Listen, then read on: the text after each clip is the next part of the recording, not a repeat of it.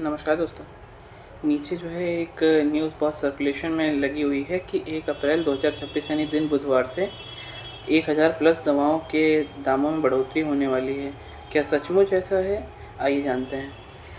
भारत सरकार की एक संस्था है नेशनल फार्मास्यूटिकल्स एसेंशियल अथॉरिटी, जो प्रतिवर्ष एक WPA यानी कि होलसेल प्राइस इंडेक्स का एक डेटा जारी करती है, जिसमें हमारे क्रमिक रूप से डेली यूसेज की दवाइयाँ होती हैं, जिसमें हमारी फ़ीवर की हो गई और रेस्पिरेटरी दवाइयाँ हो गई, शुगर की हो गई और बाकी डेली यूजेस की दवाइयाँ।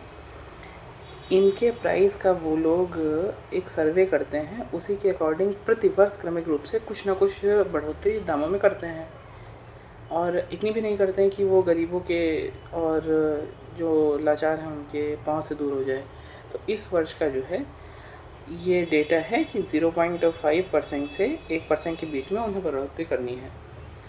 अब मेन बात क्या आती है, 0.5% और 1%। इसे अगर सीधी और सिंपल लैंग्वेज में हम बताना चाहें तो 100 रुपये की दवाई 100 रुपये 50 पैसे या 101 रुपये में मिलेगी। अब बात आती है 1000 प्लस दवाओं के दावे की, जिसमें लिखा हुआ है कि 1000 प्लस दवाओं के प्राइस बढ़ने वाले हैं।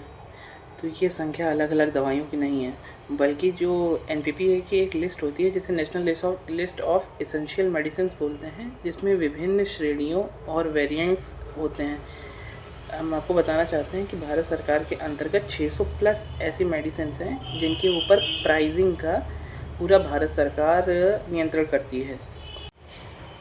और ये कतई ज़रूरी नहीं है कि सभी कंपनियां इसे लागू करें और सभी कंपनियां इसके रेट में वृद्धि करें। ऐसा कहीं पर भी इसमें नहीं लिखा हुआ है और ये नहीं अनिवार्य रूप से किया गया है। तो क्या आम नागरिकों पर इसका असर पड़ेगा? बिल्कुल पड़ेगा,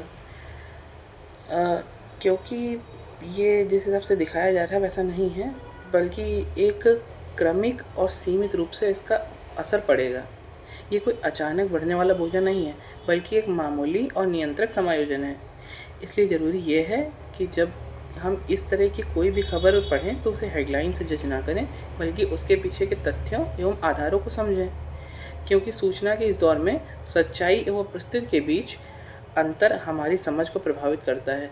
और एक जिम्मेदार नागरिक होने के तहत हम सभी का फ़र्ज है कि हर एक चीज़ का पता लगाएं, उसके पीछे के तथ्यों को समझें।